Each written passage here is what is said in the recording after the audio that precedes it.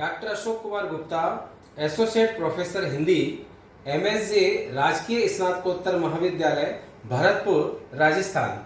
आज मैं एमए पूर्वार्ध हिंदी, जो कि फोर्थ पेपर हिंदी गद्य उपन्यास कहानी एवं अन्य गद्य विधाएं, जिसमें कि गोदान उपन्यास आपका लगा हुआ है। इस गोदान उपन्यास का जो प्रमुख पात्र है वो है होरी। होरी एक वर्ग चरित्र का प्रतिनिधित्व करता है और वर्ग चरित्र को समझने से पहले हमें ये जानना होगा कि ये वर्ग पात्र क्या है। अपने वर्ग के सभी व्यक्तियों में सामान्य रूप से पाई जाने वाली विशेषताएं रखता है, वही वर्ग पात्र कहलाता है। दूसरे शब्दों में उस पात्र के माध्यम से लेखक ने उससे संबद्ध वर्ग की सामान्य विशेषताएं व्यक्त की है। जैसे होरी किसान है और किसान के चरित्र में वे सब विशेषताएं दर्शाई गई है जो भारत के किसानों में मिलती है।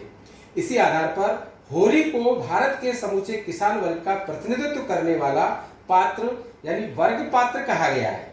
होरी के जीवन की समस्याएं, उसका चिंतन, उसका व्यवहार वैसा ही है जैसा कि आमतौर पर भारत के किसानों का होता है।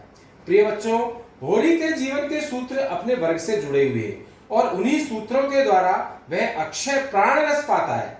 होरी एक सामाजिक प्राणी है। वह एक किसान की भांति दूसरे किसानों से संपर्क रखता है और उसके जीवन की जो विशेषताएं हैं वे वही है जो एक किसान में मिलती है। गोदान उपन्यास में होरी भारतीय किसान का प्रतिनिधि पात्र है। वह अपने गांव का ही नहीं, भारत के प्रत्येक गांव में रहने वाले उन करोड़ों किसानों का प्रतिनिधित्व करता है जो जन्म भर परिश्रम करके अपने मन की एक छोटी सी साध भी पूरी नहीं कर पाते, जो प्रतिदिन जमींदार, महाजन और समाज के ठेकेदारों के शोषण में मूक भाव से पिसते रहते हैं।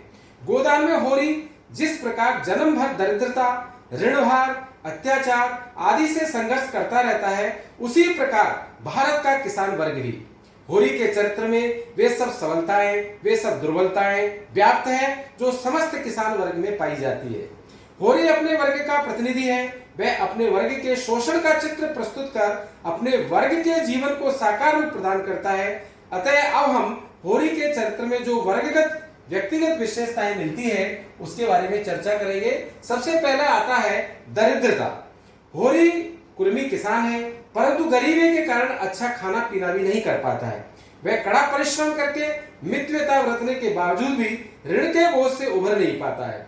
गाय खरीदने की उसकी इच्छा कई वर्षों से है, परंतु दरिद्रता उसकी इस इच्छा से सदा बाधक बनी रहती है। दरिद्रता ही होरी को झूठ बोलने को और बेहया होने को विवश करती है। दूसरा आता है व्यवहार कुशलता।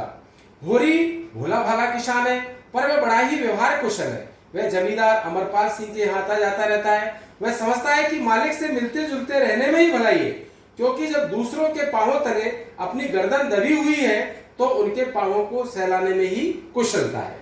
तीसरा आता है मर्यादा पालन।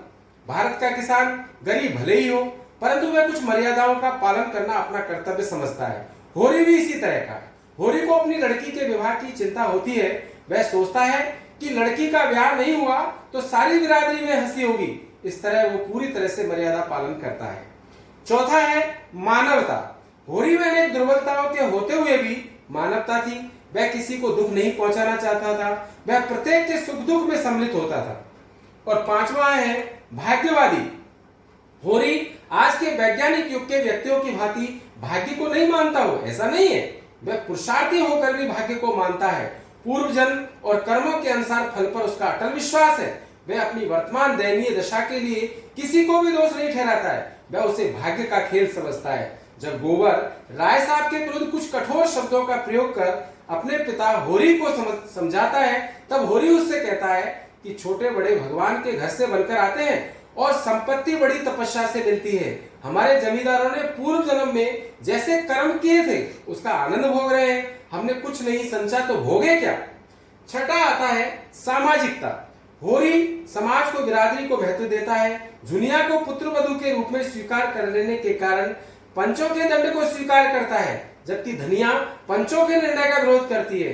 होरी पंचों के दंड को सिर झुकाकर स्वीकार कर लेता है, क्योंकि उसका विश्वास है कि पंच में परमेश्वर रहते हैं। उनका जो न्याय है वह सिर आंखों पर है।